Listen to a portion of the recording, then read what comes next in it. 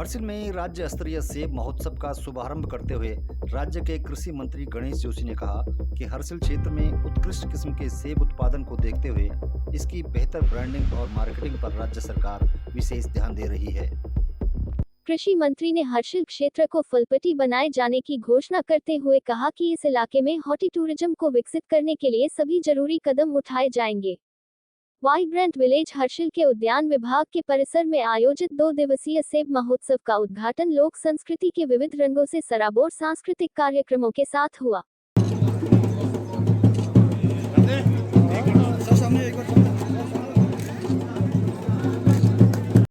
हर्षिल में आयोजित सेब महोत्सव का देश विदेश के पर्यटकों ने जमकर लुत्फ उठाया।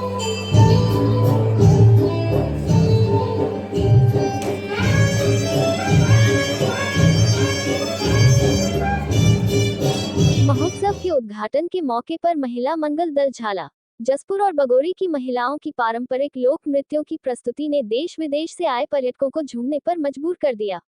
महिलाओं के रासो तांदी नृत्यों की पांत में जुड़कर विदेशी महिला पर्यटक सामूहिक लोक नृत्यों के अनूठे रंगों से सराबोर हो उठी। इस आयोजन की साक्षी बनी ब्रिटेन की पर्यटक ईमा लोक संस्कृति के अद्भुत रंगों से अभिभूत नजर आई। Beautiful products. I bought some honey and some ghee and some tea, and it's just incredible, beautiful experience. I've never seen anything like it before. Janvi है, मैं पहली बार यहाँ आई और मैं कल्चर देखा, एप्पल फेस्टिवल देखा, मुझे बहुत अच्छा लगा। सब चीज़ें यहाँ पे ऑर्गेनिक है और यहाँ का बहुत अच्छा वेदर है, बहुत मज़ा आ गया। सेब कैसा लगा आपको यहाँ का? सेब बहुत अच्छा है, बहुत अच्छा है। वेरी सो मेनी वैरायटीज और बहुत things and we danced, so it was wonderful. Thank you, thank you, thank you. Your name please? पल। From where? From Rajasthan. Happy. This apple festival and this beautiful valley and the village people and the mountains, everything is so wonderful.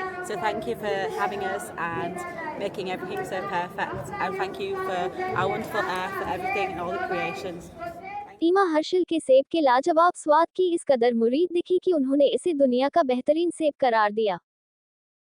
इस मौके पर कृषि मंत्री गणेश जोशी ने कहा कि केंद्र एवं प्रदेश सरकार ने किसानों की आय बढ़ाने और खेती बागवानी को प्रोत्साहित करने के लिए अभूतपूर्व काम किए हैं, जिसके नतीजे अब सामने आ रहे हैं।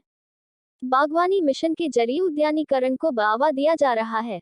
मिलेट मिशन के जरिए पारंपरिक मोटा अनाज को प्रधानमंत्री नरेंद्र मोदी के प्रयासों से देश दुनिया में नई पहचान मिली और अब कोदा झंगोरा जैसी फसलें भी किसानों की आर्थिकी को संवार रही हैं। इन प्रयासों के चलते राज्य में वर्ष 2025 तक किसानों की आय में दोगुना वृद्धि होना तय है।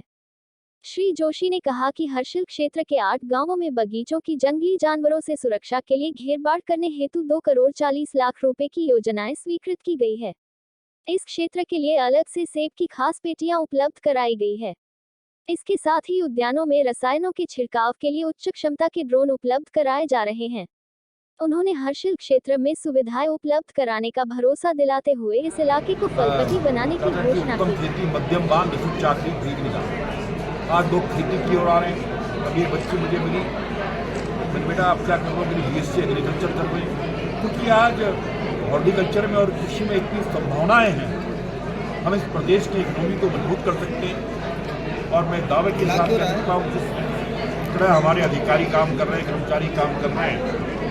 आज हिमाचल और कश्मीर के बाद 30वें स्थान पर हैं, लेकिन 2025 में जब हमारा राज्य 25 साल का होगा, हम हॉर्टिकल्चर के क्षेत्र में अपने उत्पाद को दुगना करेंगे। मैं आभार व्यक्त करना चाहता हूँ प्रधानमंत्री नरेंद्र मोदी जी का, जिन्होंने श्री अन्न को अंतर्राष्ट्रीय पहचान दिलाई।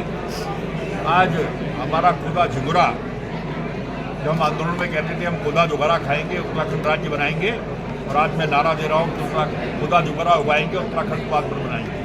क्योंकि आज मंडवे का MSP सबसे ज़्यादा 38 रुपये 46 पैसे, और हमने ये सुनिश्चित किया है कि उन किसानों को उत्पाद का सही दाम मिले। हम हमारी जो समूह की 6 लाख बहनें हैं, उनके माध्यम से हम मरुआ खरीद रहे हैं, उनको 1.5 रुपया किलो इंसेंटिव हम दे रहे हैं। उसके 2 फायदे हो रहे हैं। तो हमारा संकल्प है कि 2025 तक हम 1.25 लाख बहनों को लखपति बनाएंगे। इस दिशा में भी काम होगा और किसान को उसके उत्पाद का सही दाम मिलेगा।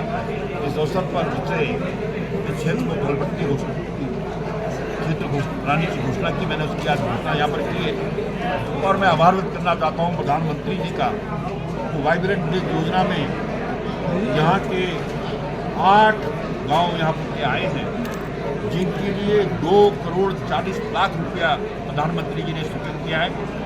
मैं उनका आभार व्यक्त करता हूँ, जिससे जो जंगली जानवरों से सुरक्षा भूमि कटाव के लिए उस पैसे का इस्तेमाल होगा। और ये किसानों की एक बहुत बड़ी समस्या है, क्योंकि आज जंगली जानवरों की वजह से किसान पलायन कर रहा है, वो भी रुकेगा। मैं इसके लिए प्रधानमंत्री जी का आभार करता हूँ और